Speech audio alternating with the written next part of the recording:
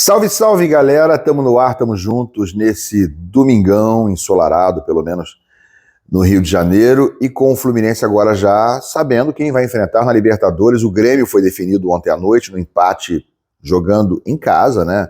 Embora tenha sido em Curitiba, o Grêmio era o mandante contra o eliminado Estudiantes, empatou de uma forma, até certo ponto, surpreendente e acabou entrando no caminho do Fluminense. Ficou melhor ou pior para os tricolores? E mais do que isso, como é que é o caminho do Fluminense em 2024 comparado com o ano passado? É mais difícil ou mais tranquilo? Vem comigo.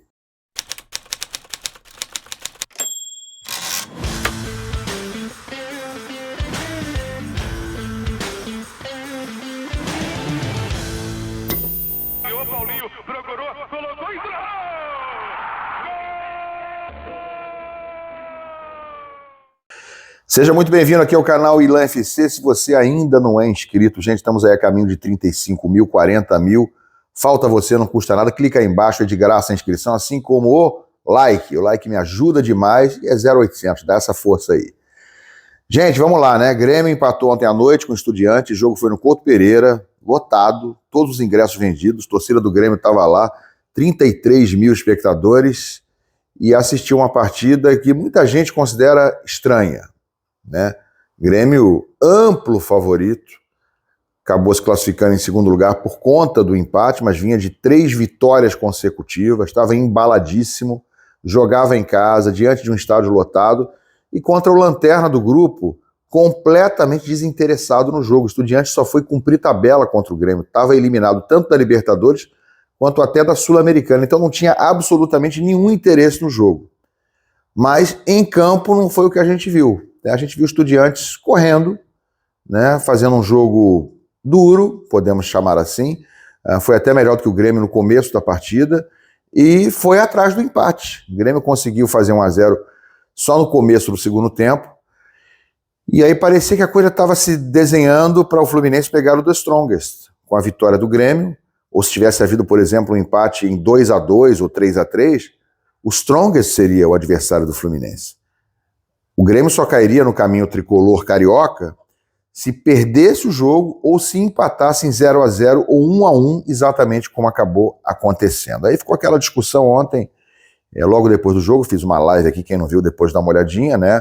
Mas o assunto era, olha, o Grêmio entregou, olha, o Grêmio escolheu o adversário, porque não tem como, não correu, não poderia ter, não é possível que tenha empatado dessa forma em casa contra os Estudiantes no Couto Pereira. Eu entendo o raciocínio de quem pensa assim e não acho impossível.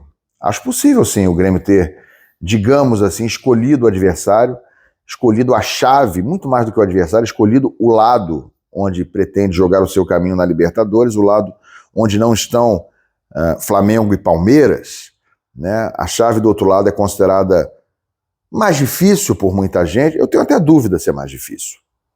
Sim, estão lá Flamengo e Palmeiras, talvez os dois melhores times dessa Libertadores, pelo menos teoricamente, né? Mas aí vamos nos debruçar sobre isso aí. O Grêmio escolheu um caminho onde terá nas oitavas o Fluminense em vez do Peñarol e decidindo fora de casa contra o Fluminense, em vez de decidir em casa contra o Peñarol, o Grêmio como primeiro colocado estaria decidindo contra o Peñarol e teria provavelmente até vantagens nas fases seguintes de decidir em casa contra outros adversários pela pontuação que teria conquistado. Será que o Grêmio escolheu isso? E mais, se passar por Fluminense nessa próxima fase agora, nas oitavas, o Grêmio vai pegar depois o Atlético Mineiro, decidindo na casa do Atlético. Depois do Atlético, pegaria o River Plate, jogando a segunda no Monumental de Nunes com mais de 80 mil torcedores. E se passar pelo River Plate, talvez pegue na final exatamente Flamengo ou Palmeiras. Então, honestamente, não duvido que o Grêmio tenha escolhido o adversário. Mas se tiver feito isso, escolheu corretamente? Ou mais do que isso, havia para onde correr?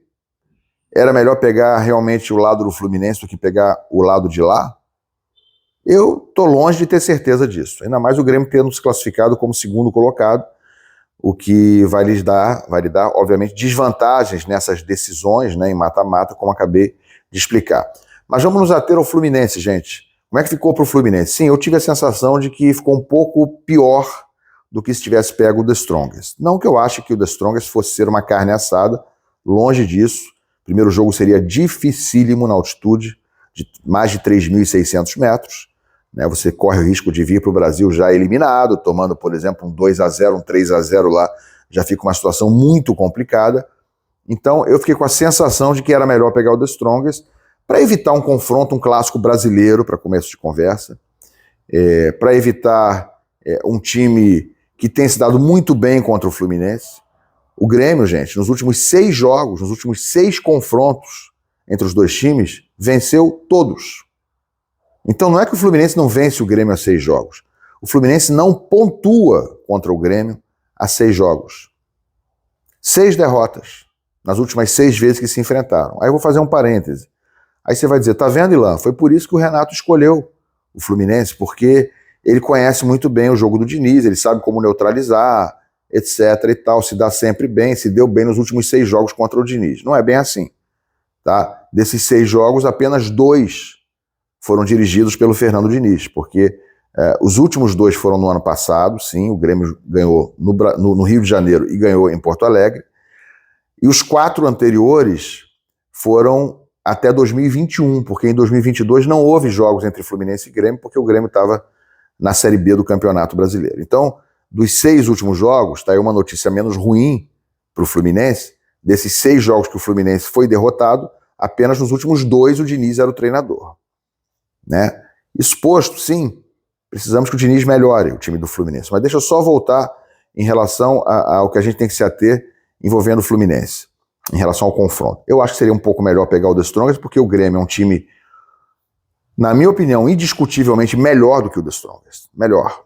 O The Strongest teria a seu favor a altitude, mas tirando isso, o Fluminense teria uma grande oportunidade no jogo da volta. Claro, se voltasse vivo de lá, né, com um placar que não fosse elástico, possivelmente numa derrota, mas o Fluminense teria uma ampla possibilidade no jogo da volta de reverter no Maracanã contra um time mais fraco.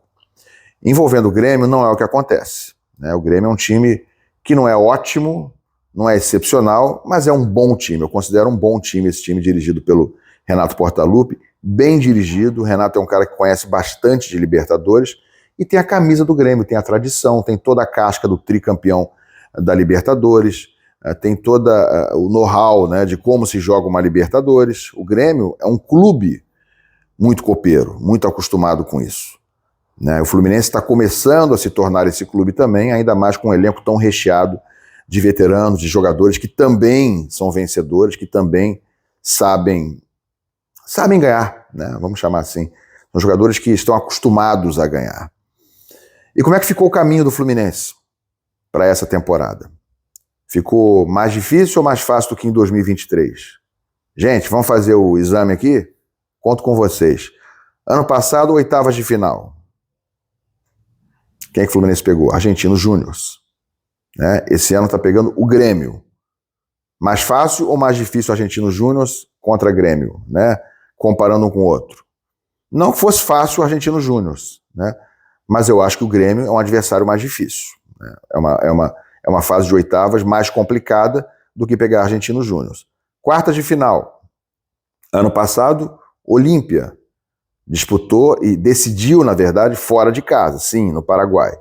Mas o Fluminense venceu os 2 jogos. Esse ano, se der o caminho lógico, o Fluminense vai ter o Atlético Mineiro nas 1/4 de final, decidindo fora de casa. Compara aí Atlético Mineiro e Olímpia. Atlético é mais difícil. Semifinais. Esse ano, se o Fluminense chegar lá e se der a lógica, vamos chamar assim, River Plate, fora de casa decidindo, no Monumental de Nunes. Compara com o Internacional no ano passado, decidindo fora também. Mais fácil ou mais difícil? Com toda a dificuldade que foi o jogo contra o Internacional, e foi uma batalha, foi heróico, foi épico, eu acho que o River decidindo fora é uma parada mais difícil para o Fluminense. Tudo no campo da teoria e tudo a gente considerando que passem os favoritos, né, gente? Então o Fluminense vai ter na sequência, né, se tudo correr da forma que se imagina, vai ter na sequência Grêmio, Atlético Mineiro e River Plate, sendo que River e Atlético, o Flu decide fora. E na decisão, o jogo vai ser na Argentina, não vai ser no Brasil. Eventualmente, se o Fluminense chegar na decisão, não vai decidir no Maracanã esse ano. Não tem, entre aspas, a moleza que teve ano passado, vai ter que decidir lá. A boa notícia é que não será contra um time argentino. Não será contra um time argentino, porque o San Lorenzo está do lado da chave do Fluminense, assim como o Talleres, assim como o River Plate. Então, não vai pegar um time do outro lado para decidir na casa do adversário, né? Poderia ser uma decisão contra o Flamengo, contra o Palmeiras, contra o São Paulo. Então, tudo isso, olha a sequência. Vamos colocar uma sequência hipotética aqui, né? Grêmio, Atlético Mineiro, River Plate e Palmeiras na decisão. O que vocês acham? Ficou mais tranquilo ou mais difícil que no ano passado? Eu acho que não tem dúvida. A caminhada de 2024 é mais difícil, é obviamente um caminho mais duro do que o Fluminense enfrentou em 2023, que já foi um caminho duro, uma conquista épica, uma conquista histórica, em que o Fluminense passou por vários campeões de Libertadores, mas esse ano está mais complicado. Vamos combinar? Se o Fluminense conseguir esse bicampeonato, vai ser de forma espetacular. Passar por um caminho como esse terá que ser de forma espetacular, mas tem que melhorar muito o seu nível de jogo. É isso que a gente precisa dizer aqui agora, né? Vai ter o Thiago Silva, sim, em agosto. Não sabemos ainda se vai continuar com o André e com o John Arias. Tomara que sim. Mas com Arias, com o André e com o Thiago Silva, o que o Fluminense precisa é melhorar seu jogo. Apenas nome não ganha partida. Apenas nome não classifica. O Fluminense tem que levar para a prática, para o desempenho, né, a excelência que tem nos nomes famosos, nos nomes indiscutivelmente muito capacitados hoje no seu elenco. Passa por uma revisão de valores, de ideias, de convicções do Fernando Diniz, que precisa entender que algumas das suas certezas absolutas estão superadas, ele precisa variar a forma de jogar, precisa entender que os adversários já conhecem muito bem como joga o Fluminense nas mãos dele. É isso, né? É possível, é viável, é acessível passar, sim, mas é difícil. O Grêmio é um adversário de muito respeito e o Fluminense precisa de uma vez por todas provar em campo, né, na prática, que é o campeão da Libertadores, justificar por que ele hoje é o campeão da América. A decisão é só em agosto, os 2 jogos, e o Fluminense tem plenas condições de passar. Mas o caminho até a glória eterna, até o bicampeonato, sinceramente, ficou bastante complicado. Vai ter que fazer um pouco mais do que fez ainda na conquista de 2023. O que vocês acham? Bota a opinião aqui embaixo, deixa o like, se inscreve. Um ótimo domingo para todos vocês. Valeu!